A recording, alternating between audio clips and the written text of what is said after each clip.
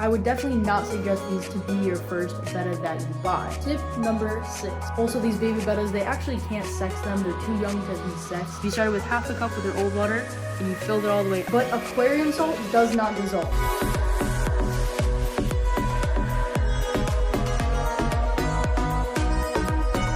Welcome back to the channel, everyone. Today I am doing another video that I feel like is very needed and that you guys will really enjoy. And before we get into that, just want to give you guys a quick update that the tank is doing excellent. As you can see, there hasn't been any growth on that rock yet. Still waiting. It's only been a day, so we'll have to see.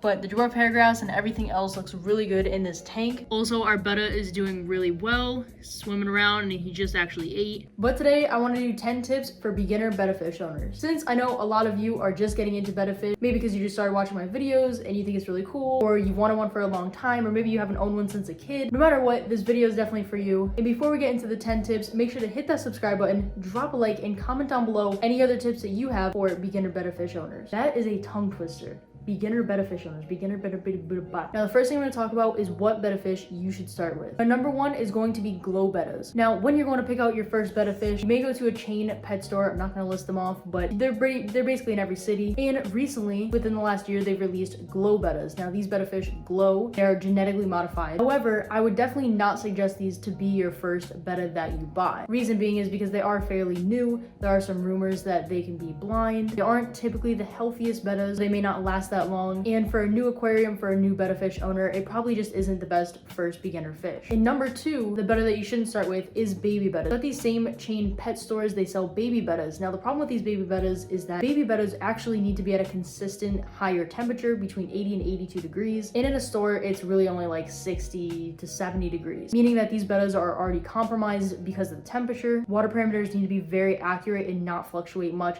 And unfortunately, in these tiny cups, they really do quite often. And a lot of times people don't change them. Also, these baby Bettas, they actually can't sex them. They're too young to be sexed. So when they say baby boy or baby girl, that's more than likely not accurate. So overall, it's just not a great beginner fish. They often die soon after. They don't live their full life. They probably will die within a couple months, especially if it's a new tank. Like I said, it happens in a new tank. You know, you may not be familiar with water parameters, ammonia, nitrates, cycling your tank, things like that. And that can really harm a baby Betta. I don't suggest a baby Betta for your first Betta. Now, tip number 3, if you go on vacation a lot, or you're planning to go on vacation, or you know that you won't be able to feed your fish for a few days, 100% do not buy the vacation tablet. I made this mistake when I was younger, and a lot of people have made this mistake. The Betta vacation tablets, no matter what brand, they actually don't release the food properly. So you can go away for a week and they say you can leave it in the tank. However, it may only release one food pellet the entire week, which isn't enough. So really try your best to have someone else take care of your fish, or get an automatic fish feeder, which is a lot more likely to work as opposed to those little vacation tablets. The next thing, even though they are sold in round cups, just like these here, something that is circular typically has a smaller space,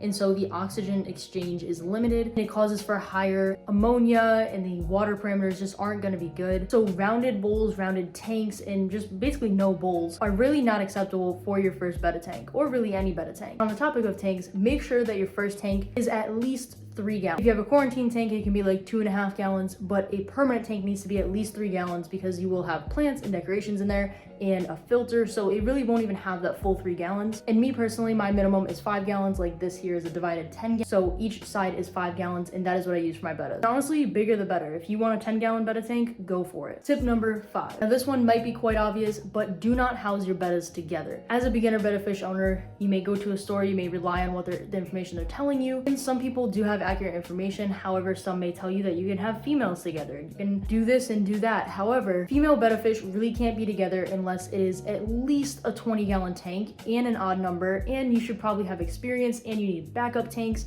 so that in case the system of those Bettas doesn't work out, you have another tank to put them in and separate them. So overall, housing Bettas together is just not really a good option for beginners. Tip number 6, filtration. Now, filters are very important, especially in a Betta tank. A lot of people think that they don't need any flow at all. However, that will just build up in your water, not being good for your Betta, which, by the way, ammonia, if it's too high and for too long, it can actually cause ammonia poisoning and burns on your Betta. So you really need to make sure you're doing water changes properly and you have a proper filter. But that back there is a sponge filter. It is a sponge connected to a tube. It is then connected to this air pump down here. Personally, I like sponge filters the best because they give a light flow. The Betta can easily swim by it without getting pushed down or sucked into it. And it's nice and soft, so it won't hurt the Betta's fins. Overall, it's just a really good filter. It also has like really good filtration as opposed to like a hang on the back filter. And if you need to medicate your fish, you don't have to take your filter out, which with hang on the back filters, you normally do, because otherwise the filter pad, what is inside of it, will actually just absorb the medicine and not help your fish. Number 7 is temperature. Now, temperature for Bettas does need to be consistent. Currently, I don't have any heaters in my tanks because I can keep my room at a consistent temperature of 80 degrees. And 80 degrees is really the ideal temperature for a Betta. They really thrive in it, like 79 to 80 degrees. And the best way to achieve that temperature consistently, no matter where you live, is a preset heater. They will stay consistently at that temperature and you don't even have to worry about it. But it is always good to have a thermometer on hand or in your tank so you can check it often to make sure it's staying at that temperature. If the temperature is too low, it can cause your Betta to become constipated, not be able to swim right, be really lethargic, have temperature shock. There's a lot of different things that can happen just with the temperature. So temperature is very, very important. Number 8 is acclimation. So if you didn't know, you need to acclimate your Betta from its original container, cup, bag of water that it came in to your water that is in your new tank. Also with water, you have to make sure that you dechlorinate it with a dechlorinator because tap water, bottled water contains chemicals like chlorine that are not good for your Betta fish. You can also use spring water if you don't have dechlorinator or don't want to use dechlorinator to have less chemicals in your tank, but you do need to have water that does not contain chlorine or other heavy metals. It needs to acclimate the temperature, all the different water parameters, so it can really get used to it and it doesn't go into shock when it goes into your tank. And to do that, say your Betta came in this, you're gonna empty half the water, and if this was your new tank, you're gonna slowly drip in water from your new tank into their cup. They need to be sitting in their acclimation cup for at least 15 to 20 minutes.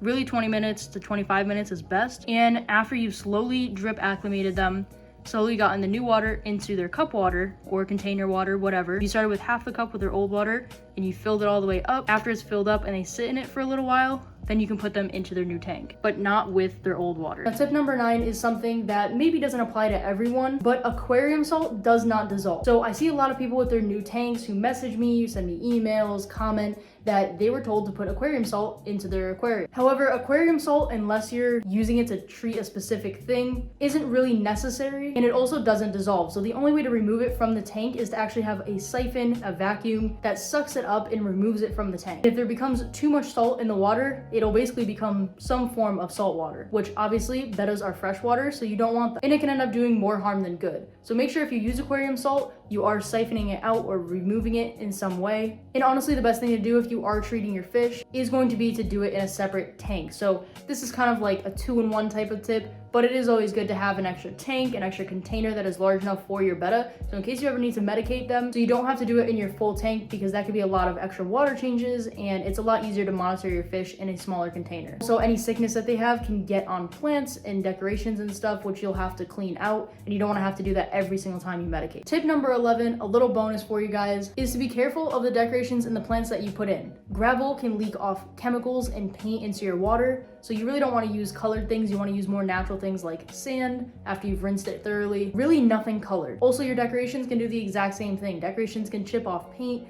and I've even had fish pass away when I first started from these chemicals from these decorations. So make sure if you do use decorations, you pay close attention, and also don't use plastic plants because they can damage your Betta's fins because they're very delicate fish. I know I kind of crammed in a lot of information in that last tip, but I want to give you guys a little bit extra. And the last thing I just have to say is to just do your research. By watching this video, this is research right here. You can check out some of my other videos. I have a whole playlist on Bettas, and in each video, no matter what video, I try to give as much information on Bettas as possible that I know of. So you can just watch all of them and you will still gain information. But doing your research is definitely key when you're first getting a Betta. If you have any questions, feel free to ask them down below. I'll try to answer as many as I can, and also other people in the comments I'm sure will respond. That is it for the 10 tips for beginner Betta fish owners. I hope this helped you guys out. I thought of this video and I really wanted to do it since you guys loved the 10 mistakes that Betta fish owners make. And I might even do a part 2 because there's definitely more things that I can give you guys for tips for beginner owners. Thank you everyone for watching. Make sure to check out my other Betta videos. Check out my Instagram and TikTok down below. Hit that subscribe button, like, and comment what you learned from this video, and I will see you guys in a few days with a new one. So until then,